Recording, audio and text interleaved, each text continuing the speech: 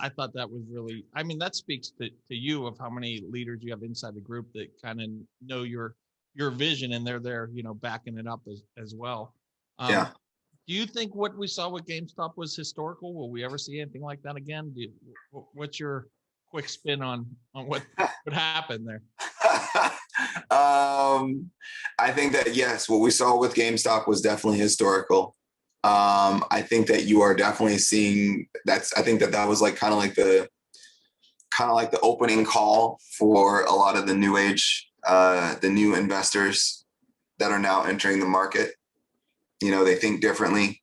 And on top of that, it's like we've always been at this point where we wanted more transparency and everything else. And it's just interesting because you're starting to see that there's a new wave of investors that are coming through, how they look at companies, they look at companies completely different. And I think that, you're seeing a lot of we're going from value investing to going into more so the model of thematic investing, where people are investing based upon themes.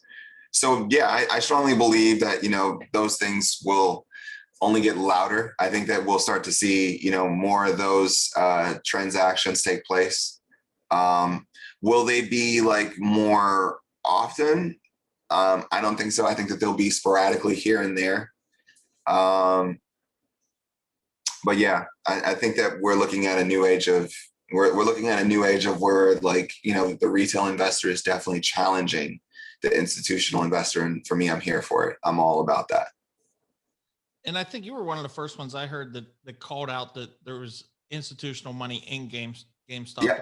Don't be tricked here, that it's not all the retail investor. Yeah. And then it was funny because you were saying that right away. And then, a week or two later, after everything calmed down, now, it comes out that yes, there was definitely institutions that were playing in that, but nobody was saying it on, didn't see that on CNBC or anything at the beginning. It was all, Wall Street bets and retail investor and everything. Yeah. And for me, I kind of caught it pretty quickly because I happened to scroll through some of and they do some pretty good due diligence there on Wall Street bets. And for me, it was just but the question was some of this research is a little too good, and I was just I think that we could be seeing some institutional investors here posing as retail investors. And then I started noticing okay, this is some of the same institutional speak that I hear a little bit more often in different conversations. And now it's just they could just be anonymous names on Reddit. So for me, I just definitely saw okay, hey, the writing's definitely on the wall here of you definitely have institutional money in this room.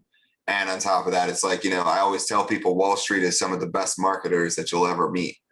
If they can tell you that, hey, that there's wealth, or you can become rich, or that there's great opportunities and people buy into it. I mean, hey, there's tons of startups that should be paying, folks who live on or who work on Wall Street to literally come and help them market their products or their services, because they just do such a good job at it.